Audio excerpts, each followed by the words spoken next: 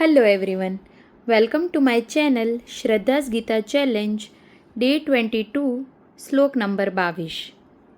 શ્લોક નંબર 22 આ રીતે છે. યાવદેતા નિરીક્ષેહમ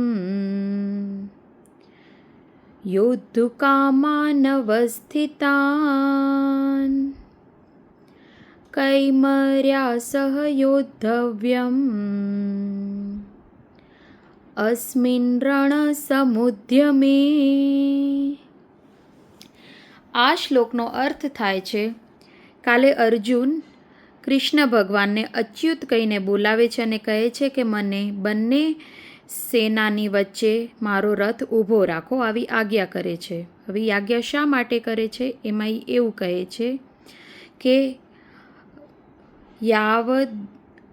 યાવદેતા નિરીક્ષેહમ, યાવન એટલે જ્યાં સુધી હું આ બધાને નિરીક્ષેહમ, હું નિરીક્ષણ, અહમ નિરીક્ષે અહમ, હું નિરીક્ષણ એટલે આ બધાને જોઈ ના લઉં, નિરીક્ષમ એટલે જોઈ લઉં, યુદ્ધ કામાન યુદ્ધ માટે, અવસ્થિતાન વ્યૂહરચનામાં ગોઠવાયેલા, યુદ્ધ માટે વ્યૂહરચનામાં ગોઠવાયેલા, અવસ્થિતાન કઈ મર્યા, કઈ કોની, મર્યા કોની સાથે મારે, યોદ્ધવ્યમ મારે યુદ્ધ કરવાનું છે, આ રણઅંગાણ આ અસ્મિન રણ સમુદ્યમે, આ યુદ્ધ સંઘર્ષમાં મારે કોની સાથે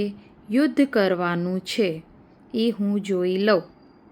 હવે આનો હું સિમ્પલ ભાષામાં અર્થ કહું તો અર્જુન એમ કહે છે કે મારો રથ વચ્ચે ઊભો રાખો એટલે હું સામેવાળાને કોણ કોણ મારી સામે યુદ્ધ કરવામાં છે એ બધાને હું જોઈ લઉં, સારી રીતે જોઈ લઉં કે કોણ કોણ મારી સાથે યુદ્ધ કરવામાં છે, હું સારી રીતે એનું નિરીક્ષણ કરી લઉં. આવો અર્થ થાય છે આ શ્લોકનો. એ એવું કહે છે કે મારી સામે કોણ કોણ લડવામાં છે યુદ્ધમાં, એ બધાને મારે જોવા છે. બરાબર છે? આવું આ શ્લોકમાં અર્જુન કહે છે. બરાબર છે? હવે આ શ્લોક આપણને આધ્યાત્મિક રીતે જો કહીએ ને તો એવું કહે છે કે આપણા અંદર કામ, ક્રોધ, લોભ, મોહ જેવા વિકારો છે, જે કૌરવ સમાન આપણે અંદર કામ, ક્રોધ, લોભ, મોહ જેવા વિકારો રહેલા છે. જ્યારે આપણે અધ્યાત્મના રસ્તા ઉપર ચાલીએ ત્યારે ચાલ્યા પહેલાં મારે કોની સાથે લડવાનું છે આ રસ્તા ઉપર ચાલતા સમયે એનું નિરીક્ષણ આપણે કરવું જોઈએ. આવું કહેવા માંગે છે કે આપણે જ્યારે સારા રસ્તે અધ્યાત્મના રસ્તે ચાલીએ ને ત્યારે આપણને કામ, ક્રોધ, લોભ, મોહ બહુ જ આપણને નડતા જ હોય છે, ત્યારે ખાસ આપણને નડે, ત્યારે મારે એની સામે કઈ રીતે લડવાનું છે એ આ શ્લોક આપણે એ રીતે કહી શકીએ છીએ. બરાબર છે?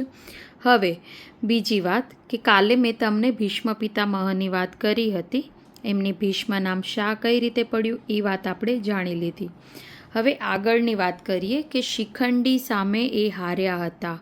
હવે એમાં એની હું આખી સ્ટોરી કહું છું કે ભીષ્મ પિતામહે આજીવન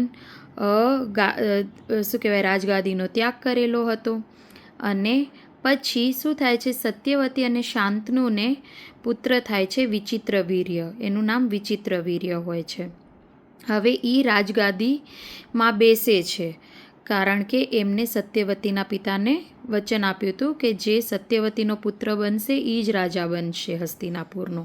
તો વિચિત્રવીર્ય હસ્તિનાપુરના રાજા બને છે.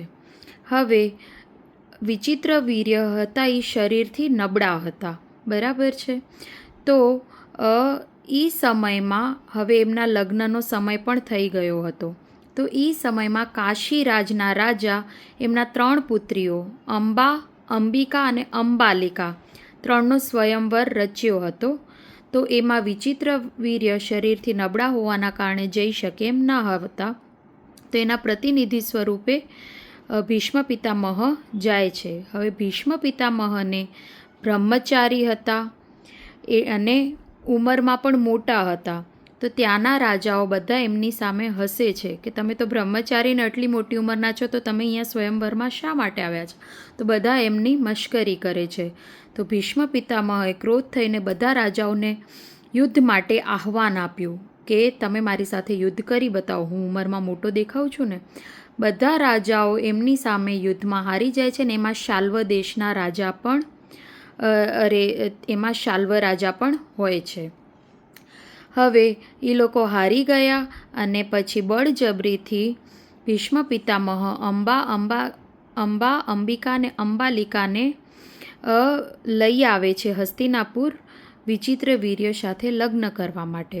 હવે એમાં જે અંબા હોય છે ને એ એના મનની વાત ભીષ્મ પિતામહને કરે છે કે હું મનથી શાલ્વ સાથે પરણી ચૂકી છું, મેં એમને પ્રેમ કર્યો છે. તો આ સાંભળી અને ભીષ્મ પિતામહ એને રજા આપે છે કે કંઈ વાંધો નહીં, તો તું એમના સાથે જા, અને એ શાલ્વ રાજા પાસે એમને મોકલી દે છે. અને વિચિત્ર વીર્ય સાથે અંબિકા અને અંબાલિકાના લગ્ન થાય છે.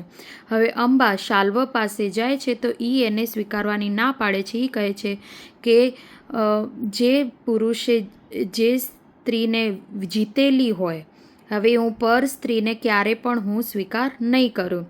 અને શાલ્વ અંબાને સ્વીકારવાની ના પાડે છે, કારણ કે ભીષ્મ પિતામહે એને હરાવીને અંબાને જીતી હોય છે. એટલે બીજા પુરુષે જીતેલી સ્ત્રીનો સ્વીકાર હું નહીં કરું એમ કહીને શાલ્વ રાજા એને સાથે પરણવાની ના કહે છે.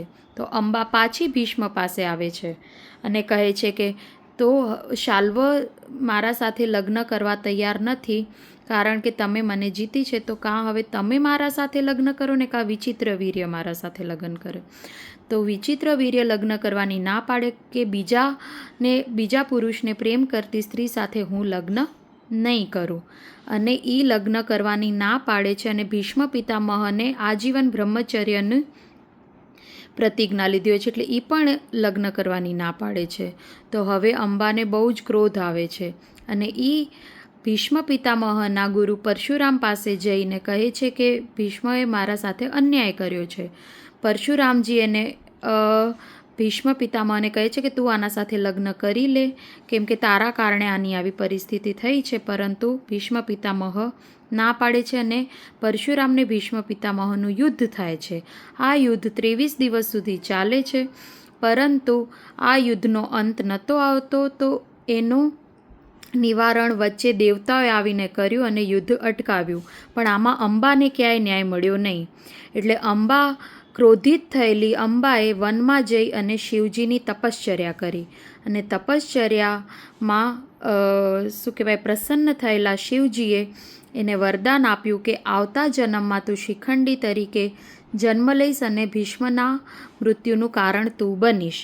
અને અંબા આવું વરદાન મળતા અગ્નિમાં પોતાનો ત્યાગ કરી અને દ્રુપદ રાજાને ત્યાં શિખંડી તરીકે અવતાર લે છે. હવે ભીષ્મ પિતામહ ત્રિકાળ જ્ઞાની હતા, એટલે એમને ખબર હતી શિખંડી છે એ પહેલાં સ્ત્રી હતી ને એમાંથી પુરુષ બનેલો છે. એટલે ભીષ્મ પિતામહની એક પ્રતિજ્ઞા હતી કે હું સ્ત્રી અથવા તો સ્ત્રીમાંથી પુરુષ બનેલા વ્યક્તિ સામે ક્યારે હથિયાર નહીં ઉપાડું, એવી એમને પ્રતિજ્ઞા લીધેલી હતી. તો એમને ખ્યાલ હતો કે હું ક્યારે કોઈ સ્ત્રી ઉપર કે સ્ત્રીમાંથી પુરુષ બનેલા વ્યક્તિ ઉપર હાથ કે હથિયાર નહીં ઉપાડું. તો ભીષ્મ પિતામહને સામે કુરુક્ષેત્રના યુદ્ધમાં અર્જુનને લડવું બહુ મુશ્કેલ હોય છે. એટલા માટે કૃષ્ણ ભગવાનની આજ્ઞાથી અર્જુન શ્રીખંડીને વચ્ચે રાખીને ભીષ્મ પિતામહ સાથે યુદ્ધ લડે છે. શ્રીખંડીને વચ્ચે રાખતા ભીષ્મ પિતામહે એમના હથિયારોનો ત્યાગ કર્યો અને અર્જુને બાણ વરસાવ્યા હતા ભીષ્મ પિતામહ ઉપર, અને ભીષ્મ પિતામહ આખું શરીર બાણશૈયા ઉપર આવી ગયું હતું. આટલી એમની સ્ટોરી અત્યારે કહું છું, પછી શું થયું એ હું નેક્સ્ટ એપિસોડમાં કહીશ. પણ તમને આ સ્ટોરી કેવી લાગી, તમને ગમ્યું હોય તો ચોક્કસથી આને લાઇક, શેર અને સબસ્ક્રાઈબ કરજો, અને પ્લીઝ મને ફોલો કરો. Thank you.